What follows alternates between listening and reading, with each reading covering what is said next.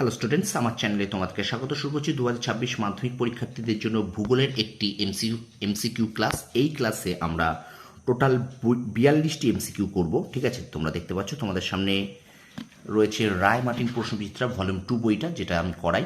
ঠিক আছে, তো এই বইটা থেকে আমরা মডেল কোশ্চেন 7, 8 এবং 9 এই তিনটে থেকে মোট 14, প্রত্যেকটা সেটে 14টা করে আছে, অর্থাৎ 14x3 অর্থাৎ 42টি এমসিকিউ। কি বললাম, এই ক্লাসটা থেকে তোমরা 42টা এমসিকিউ পাবে। প্রথম থেকে শেষ পর্যন্ত দেখো, ভীষণ গুরুত্বপূর্ণ হতে চলেছে ক্লাসটি। আর বারবার বলছি, শর্ট প্রশ্ন কিন্তু কোনো সাজেশন হয় না, শর্ট প্রশ্ন কিন্তু টেক্সট বইটা খুঁটিয়ে পড়তে হয় এবং এই ধরনের এমসিকিউগুলো এইভাবে প্রশ্নগুলোকে পড়তে হয়, মডেল সেটগুলোকে সলভ করতে হয়। ঠিক আছে, চলো শুরু করি ক্লাসটি। 42টি এমসিকিউ ভূগোল মাধ্যমিক 2026। দেখো, মডেল কোশ্চেন পেপার 7 আছে। দেখো, প্রদত্ত কোনটি নদীর উচ্চগতিতে সৃষ্ট ভূমিরূপ নয়? উত্তর হবে স্বাভাবিক বাঁধ।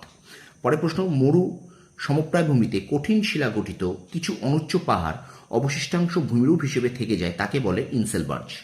পরের প্রশ্ন দেখো, নৈশদ্যুতি মেঘ দেখা যায় মেসোস্ফিয়ারে। সীমান্ত বৃষ্টিপাত নামে পরিচিত যে বৃষ্টিপাতটি, তা হলো পরিচলন। শীতল ল্যাব্রাডর ও উষ্ণ উপসাগরীয় স্রোতের মিলনের ফলে ঘন কুয়াশা ও ঝড়ঝঞ্ঝার সৃষ্টি হয় নিউ ফাউন্ডল্যান্ড। পরের প্রশ্ন দেখো, জোয়ারের সর্বোচ্চ প্রাবল্যতা যে অবস্থানে হয়, তা হলো সংযোগ। পরের প্রশ্ন, বিষাক্ত নয় এমন একটি বর্জ্য পদার্থের উদাহরণ হলো ধানের খোসা। পরের প্রশ্ন, ভাষার ভিত্তিতে গঠিত ভারতের প্রথম রাজ্য অন্ধ্রপ্রদেশ। শিবালিক ও হিমালয়ের মধ্যে অবস্থিত উপত্যকাকে বলে দুন। পরের প্রশ্ন দেখো, গ্রীষ্মকালে উত্তর পশ্চিম ভারতে যে উষ্ণ ও শুষ্ক বায়ু প্রবাহিত হয়, তাকে বলে লু। আচ্ছা, এবার চলো আমরা চলে যাই পরের প্রশ্নে। দেখো, রেটুন পদ্ধতি দেখা যায় আখ চাষে। ভারতের বৃহত্তম মেগাসিটি মুম্বাই। ভারতের জীবনরেখা বলা হয় রেলপথকে। 15 মিনিট ইন্টু 15 মিনিট অক্ষাংশ দ্রাঘিমাগত বিস্তারের ভূবৈচিত্র্যসূচক মানচিত্রে সংখ্যাসূচক স্কেল RF হলো 1:50,000। ঠিক আছে, আচ্ছা এবার চলো আমরা চলে যাই পরের সেটে। 8 নম্বর সেট দেখো, একটু শেয়ার করে দেবে। 42টি এমসিকিউ ক্লাস চলছে, একটু শেয়ার করে দেবে। দেখো, দুটি নদীর মধ্যবর্তী সমভূমিকে দোয়াব বলে। আচ্ছা, তারপরে দেখো, হিমবাহ ও পর্বতগাত্রের মধ্যে যে সংকীর্ণ ফাঁক দেখা যায়, তাকে বলে বার্কশ্রুণ্ড। আচ্ছা, এরোসল হলো ধূলিকণা।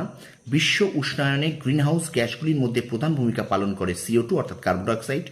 ঋতুভেদে যে স্রোতের অভিমুখের পরিবর্তন হয়, তা হলো মৌসুমী স্রোত। মরা কোটালের সময় চন্দ্র ও সূর্য পৃথিবীর সাপেক্ষে নিম্নলিখিত কোণে অবস্থান করে 90 ডিগ্রি। আচ্ছা, শহর থেকে স্বল্প দূরবর্তী স্থানে পৌরবর্জ্য পদার্থ জমা করার পদ্ধতিটি হলো স্যানিটারি ল্যান্ডফিল। ঠিক আছে, স্যানিটারি ল্যান্ডফিল। আচ্ছা, তারপর দেখো, ভারতের একটি মুখ্য বৃষ্টিচ্ছায়া অঞ্চল শিলং মালভূমি।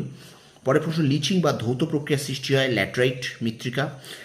ঠিক জোড়াটি নির্বাচন করো। আন্দামান নিকোবর দ্বীপপুঞ্জ চিরহরিৎ বৃক্ষ, এটা হলো মেহগনি। ঠিক আছে, আচ্ছা, বাণিজ্যিকভাবে ফল উৎপাদনকে বলে পোমাম কালচার।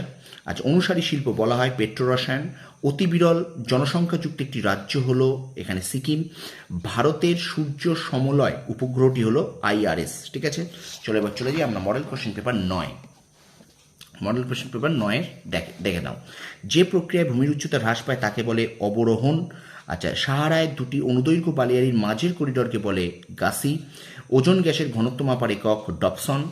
মার্কিন যুক্তরাষ্ট্রের পৃথিবীর সর্বাপেক্ষা বিধ্বংসী ঘূর্ণিঝড় টর্নেডোকে এই নামেও ডাকা হয়, সেটা হল টুইস্টার। পরের প্রশ্ন, গ্র্যান্ড ব্যাংক মগ্নচড়াটি যে মহাসাগরে অবস্থিত, তা হলো আটলান্টিক। পৃথিবী ও চাঁদের মধ্যে দূরত্ব সর্বাধিক হলে তাকে বলে অ্যাপোজি। ডিসলেক্সিয়া রোগ হয় সীসা থেকে। ভারত ও চীনের আন্তর্জাতিক সীমারেখাটির নাম ম্যাকমোহন লাইন। দক্ষিণ ভারতের সর্বোচ্চ শৃঙ্গ আনাইমুদি। ভারতের সেচবাহিত জমির পরিমাণ সবচেয়ে বেশি যে রাজ্যে, সেটি হলো উত্তরপ্রদেশ। একটি জায়িদ ফসল উদাহরণ হলো আউশ ধান। শিকড় আলকা শিল্প বলে বস্ত্রবয়ন শিল্প। আরব সাগরের রানী বলে কোচি। আর এই প্রশ্নটা একটু আগে সেটেও পড়েছি। 15 মিনিট ইন্টু 15 মিনিট অক্ষাংশ দ্রাঘিমাগত বিস্তারের ভূবৈচিত্র্যসূচক মানচিত্রের সংখ্যাসূচক স্কেল RF হলো 1:50,000। তো এই ছিল তোমাদের জন্য 42টা এমসিকিউ। ভিডিওটা ভালো লাগলে অবশ্যই লাইক করো, কমেন্ট করো, শেয়ার করো। আর শর্ট প্রশ্নের জন্য কিন্তু আমি তোমাদের বছরের শুরুতেই কিন্তু প্রচণ্ড তোমাদের শর্ট প্রশ্ন করাচ্ছি। আশা করি এই ক্লাসগুলো তোমাদের টেস্ট পরীক্ষায় ভীষণ উপকার দেবে, ফাইনাল পরীক্ষাতেও দেবে। ঠিক আছে, তো ভিডিওটা ভালো লাগলে অবশ্যই লাইক করবে, কমেন্ট করবে, বন্ধুদের মাঝে বেশি করে শেয়ার করে দেবে। আর আমার চ্যানেলে যদি নতুন হয়ে থাকো, অবশ্যই চ্যানেলকে সাবস্ক্রাইব করো, পাশে থাকা বেল আইকনটি প্রেস করে রাখো। তোমরা সফল হও, তোমাদের সাফল্য কামনা করি। ধন্যবাদ।